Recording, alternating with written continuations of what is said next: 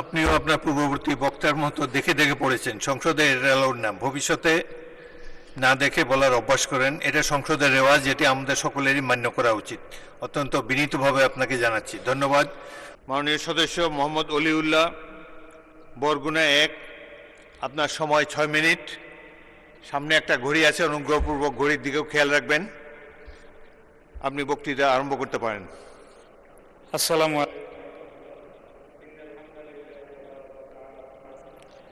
মাননীয় স্পিকার, এই মহান সংসদে আমাকে কথা বলতে দেওয়ার জন্য আপনাকে অসংখ্য ধন্যবাদ।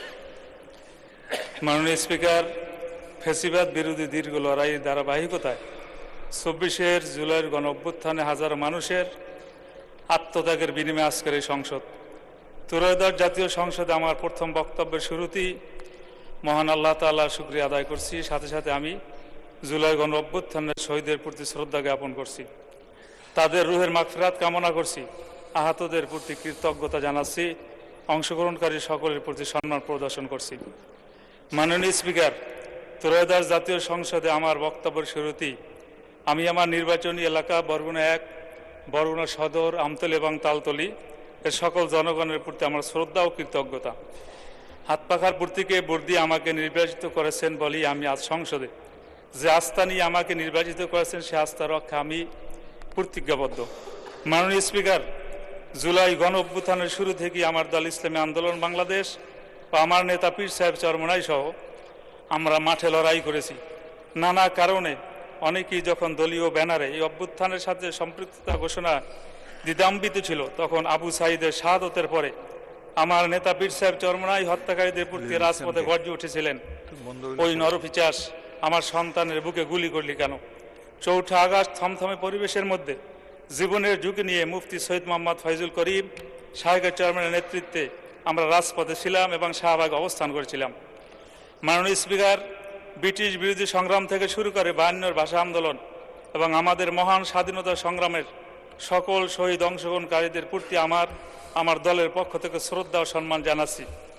আমি বিশেষভাবে স্মরণ করছি ইসলামী আন্দোলন বাংলাদেশের প্রতিষ্ঠাতা আমির মাওলানা সৈয়দ মোহাম্মদ ফজলুল করিম মরহুম পীর সাহেব চরমনাই। তিনি 1987 সালে সাংবিধানিক সংস্কারের প্রয়োজন অনুভব করে গঠন করেছিলেন ইসলামী শাসনতন্ত্র আন্দোলন, যা বর্তমান ইসলামী আন্দোলন বাংলাদেশ। মাননীয় স্পিকার, রাষ্ট্রপতির ভাষণ একটি সাংবিধানিক বাধ্যবাধকতা ও সংসদীয় রীতি, কিন্তু বাস্তবতা আমরা সবাই জানি রাষ্ট্রপতি মন ও প্রাণ ও কার্যক্রমে একটি ফ্যাসিবাদী শাসনের অংশ ছিলেন, যে ফ্যাসিবাদের উৎখাতে হাজারো প্রাণের রক্ত উৎসর্গ করতে হয়েছে। গণ অভ্যুত্থানের মাধ্যমে উৎখাত হওয়া ফ্যাসিবাদের অংশ যে রাষ্ট্রপতি, তিনি ফ্যাসিবাদের উৎখাতের ফলেই গঠিত হওয়া সংসদে ভাষণ দেওয়া জুলাই গণ অভ্যুত্থানকে অপমান করার শামিল।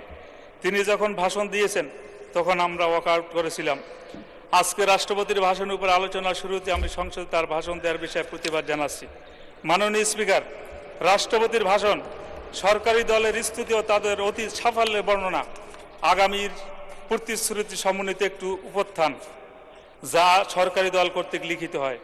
রাষ্ট্রপতির এবারের ভাষণও এই সত্যের কোনো অন্যতা হয় নাই, তবে ভাষণ সুলিখিত ও মার্জিত, তার পাঠ ও সাবলীল ছিল, সেজন্য রাষ্ট্রপতিকে আমি ধন্যবাদ জানাতে পারি।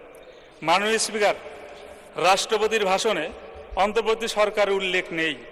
অন্তর্বর্তী সরকার ও সরকার প্রধানের নাম উল্লেখ করে তাদের প্রতি বিশেষভাবে কৃতজ্ঞতা জানালে ভালো হতে বলে আমি মনে করি। মাননীয় স্পিকার, রাষ্ট্রপতি তার ভাষণে পতিত সরকারে বারংবার ফ্যাসিবাদী শাসন বলে অভিহিত করেছেন, এজন্য তাকে আরেকটি ধন্যবাদ দিতে চাই। তিনি এটা মন থেকে বলেছিলেন কিনা জানি না, তবে তার মুখে বারংবার আলোচনা শুনতে আমাদের ভালো লাগছিল। অপটিক্যাল ব্রাইটেনার, কালার গার্ড এবং ডার্ট লক সমৃদ্ধ অ্যাডভান্স ফর্মুলায় এলো নতুন রে ডিটারজেন্ট পাউডার। তবে মাননীয় স্পিকার, তার ভাষণে জুলাই ঘোষণা, জুলাই সনদ নিয়ে কোনো কথা নেই। সংস্কার কমিশন গঠনের কথা আছে, কিন্তু সেসব কমিশনের প্রস্তাবিত এবং দেশের সকল রাজনৈতিক দলের স্বাক্ষরিত জুলাই সনদে বাস্তবায়নের ব্যাপারে কোনো কথা নাই। এই বিষয়টি আমাদেরকে হতাশ করেছে এবং সত্য হলো প্রস্তাবিত সংস্কারগুলো না হলে বাংলাদেশে আবারও স্বৈরাচার ও ফ্যাসিবাদ ফিরে আসার আশঙ্কা রয়েছে। তাই দেশের স্বার্থে জুলাই সনদের সংস্কারগুলো সম্পন্ন করতেই হবে। একই সাথে সংস্কার প্রস্তাব গণভোটের মাধ্যমে জনগণের রায় পরিণত হয়েছে। মাননীয় স্পিকার, আমার নির্বাচনী এলাকা বরগুনা 1, বরগুনা সদর, আমতলী এবং তালতলী, আমরা এই বরগুনার যে লক্ষ কোটি মানুষ বসবাস করতেছে। আমাদের বরগুনা উন্নয়নের দিক থেকে একেবারে পিছিয়ে। মাননীয় স্পিকার, পায়রা ও বিষখালী নদী বেষ্টিত আমাদের জেলায় নিরবিচ্ছিন্ন যোগাযোগ এখন সময়ের দাবি। জনভোগান্তি লাঘবে এই রুটে দ্রুত একটি আধুনিক ফেরি সার্ভিস চালু করার জোরাল দাবি জানাচ্ছি।